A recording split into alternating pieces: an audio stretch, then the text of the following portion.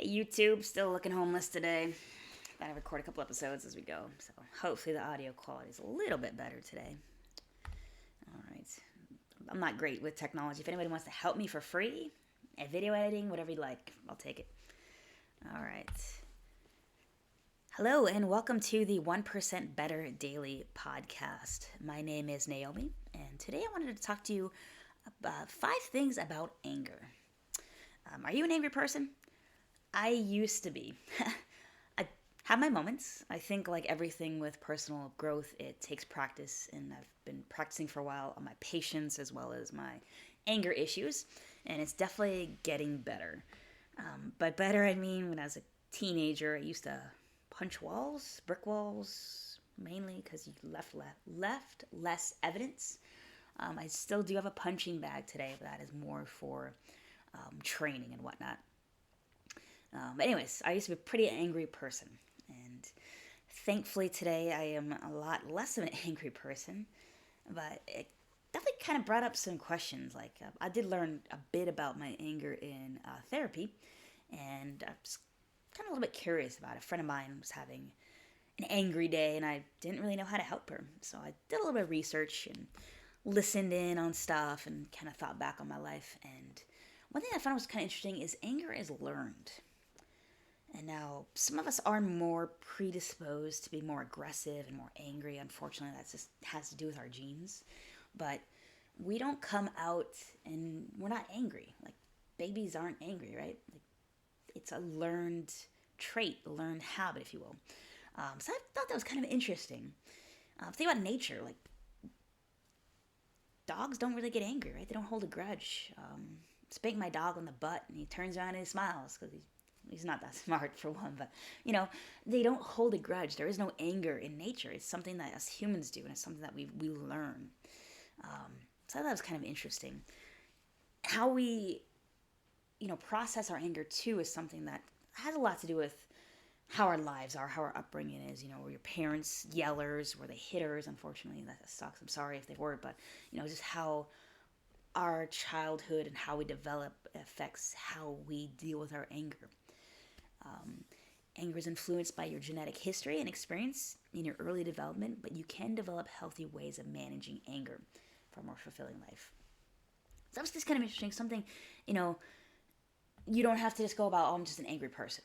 So there is ways that you can fix that, change that, stop it. One thing my therapist told me when I came to him, like, hey man, I'm angry. I'm an angry person. I get so upset in traffic and I punch stuff, and anger masks other emotions. And when I thought about it, when I really sat down and thought about this, it makes absolute sense.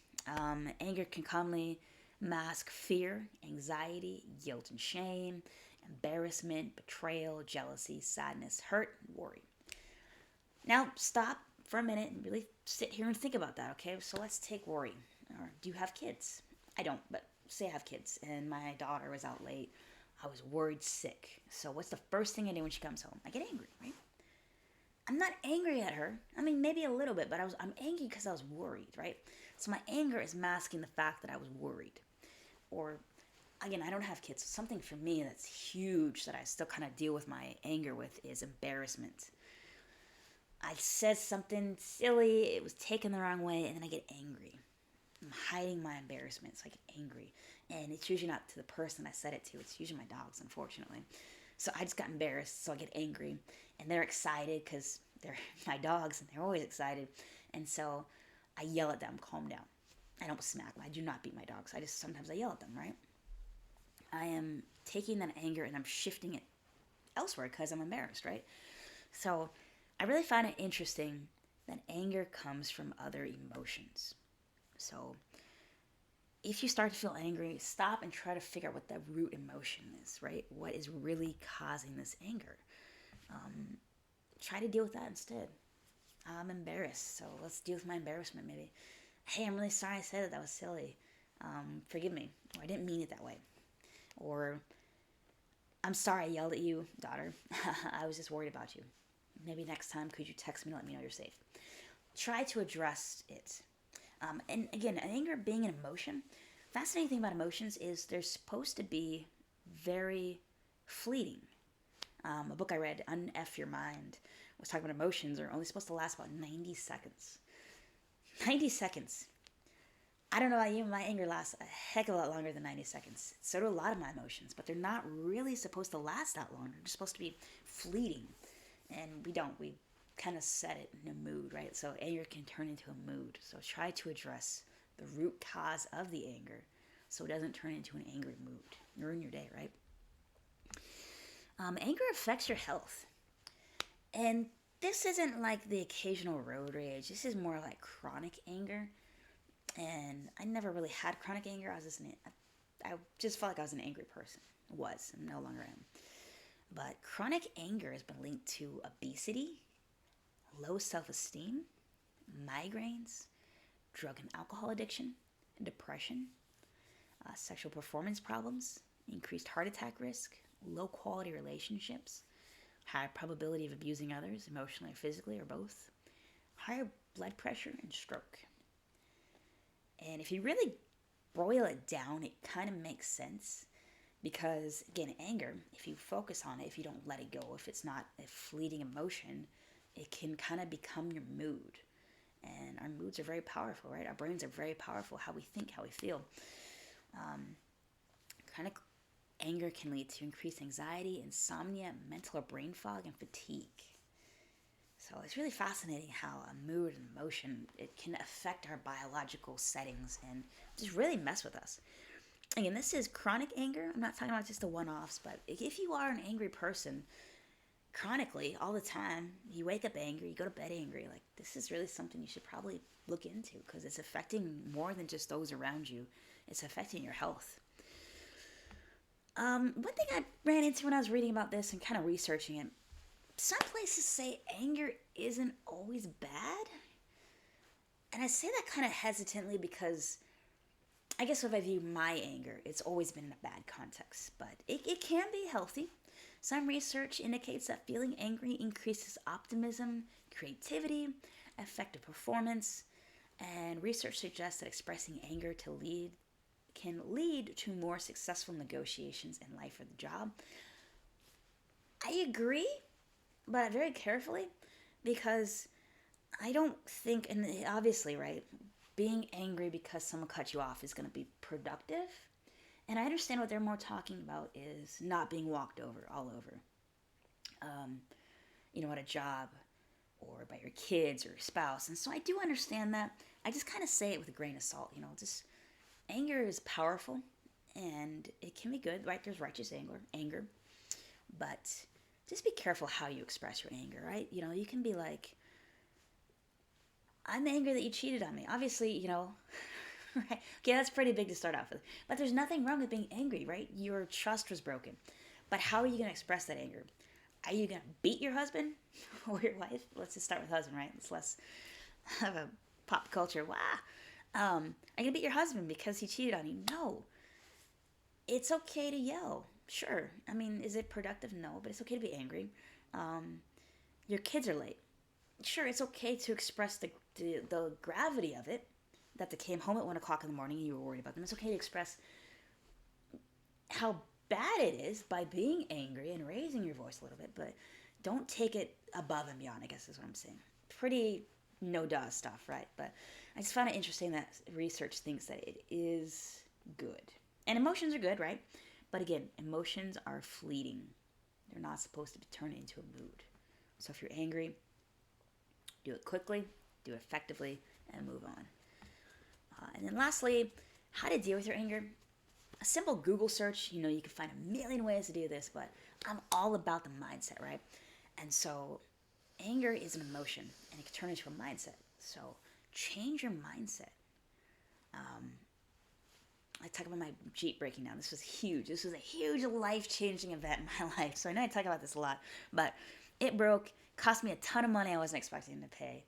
I was angry. I mean, how can you not be? I wanted to blame somebody, obviously, but I was probably angry for an hour, maybe two. Obviously a lot more than 90 seconds, but I try to change my mindset around because that's something I've been really focusing on in my life is my mindset. So instead of being angry, I looked at it as an opportunity, all right? This sucks, but I'm going to use it to the best advantage I can. I'm going to work harder and better myself and just change it around. I think maybe like your kid's late, you're angry, right? So maybe this can open up a conversation about more communication. Like, hey, it's okay if you stay out late, but just make sure you text me. Or what were you doing? You're seeing somebody. Like maybe open up a good conversation with your kid about, they're dating somebody. I don't know. You can open up. I don't have kids. It's kind of hard for me to use that analogy, but try to change your outlook on it, and then try to practice gratitude. So maybe your boss yelled at you, right, about your performance. This sucks. I hate being disciplined. I hate it. I take it to heart. But there's this thing called a growth mindset, right? So instead of taking it to heart and taking it personally, take it as an opportunity to learn. You've been consistently late to work and you got disciplined. Maybe you got written up for it. That sucks, right? You're angry.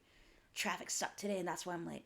Okay, instead of taking it personally, I mean, obviously it's meant to you, it's not meant to anybody else, but don't take it personally.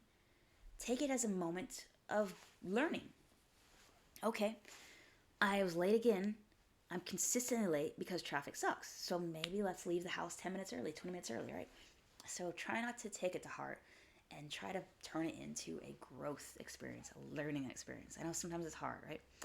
So mindset, practice mindset, change how you view it. In the moment, if you could think about it, try to count to 3 or 10, 1, 2, 3, and then respond. Deep breathing, and not like just, quick deep breath. Really feel it in your diaphragm, in your guts, called like belly breathing, right? So really get it in. That's going to help your body relax, help your mind relax. One thing the research suggests is watch what words you say, including never and always. Nothing ever works right. Kind of like write that, right? Or I never get what I want. I'm always in trouble. Okay, these are putting out definites out there and negative definites. And I talk a lot about the subconscious and the power of the subconscious. If you're always in trouble, your brain is going to start finding the ways that you're always in trouble. And you're going to focus on it. I never do things right. You're going to focus on never doing things right. And you're going to start doing things wrong because obviously you never do. Why would you change that? So try not to do that. And I'm big also on just affirmations. Don't say I'm an angry person. Don't say that because your subconscious, again, is going to put that into your brain that, fuck it, I'm an angry person. I curse. Sorry, Mom, I love you. But, don't put that out there into the universe that you are. I used to deal with anger. That's what I'd say. I don't deal with anger anymore. I used to deal with anger. Stuff like that. Just put it in your subconscious. Another way is to find logic in the situation. I talked about the discipline thing. Why did your boss discipline? It's because you're late all the time. Logically, let's put yourself in their shoes. If you were the boss and your employee was always late, consistently late, come on, man, your boss has a reason to be upset at you. So try to put logic behind it. You're not a victim, all right? I got a speeding ticket the other day. I used to get so angry, and I used to try to work my way out of speeding tickets. Guess what? I got it. Big deal. It sucks. Absolutely. But it's what it is. I was speeding. There's logic behind it. I was at fault. I'm not a victim in this. I am not a victim. All right, so let's say you got into a car accident. You kind of are a victim, right? Well, don't try to view it that way. That's a hard one. Let me think about this. The logic behind a car crash. I should have thought of this example before I brought it up. Something good's going to come out of it, all right? Logic behind it sucks, okay? Sometimes I guess there is no logic behind it. I was in a car accident once, and I was fast off the line. The light turned green. I was not at fault. I was just fast off the line. So maybe I need to look both ways before I cross the intersection, even though I have a green light and they had a red light, okay? So I put a little bit of logic behind it. It sucked. It wasn't my fault. But hey, at least I'm safe, right? So go back to that gratitude, that mindset. At least I'm safe. It could be worse. Insurance is going to cover it. Whatever it is, try to put logic and gratitude behind it.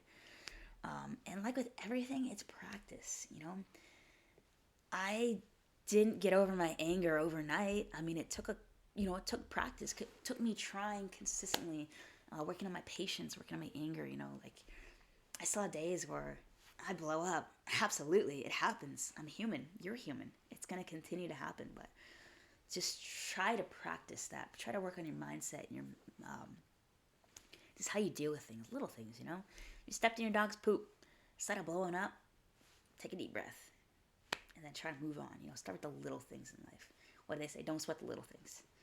All right, thank you very much, guys. I hope that helps with your anger. Like I said, if you have any more issues, there is a million ways to deal with anger on YouTube, Google, therapists. You know, these are just some things that I found that work for me. So have a great day.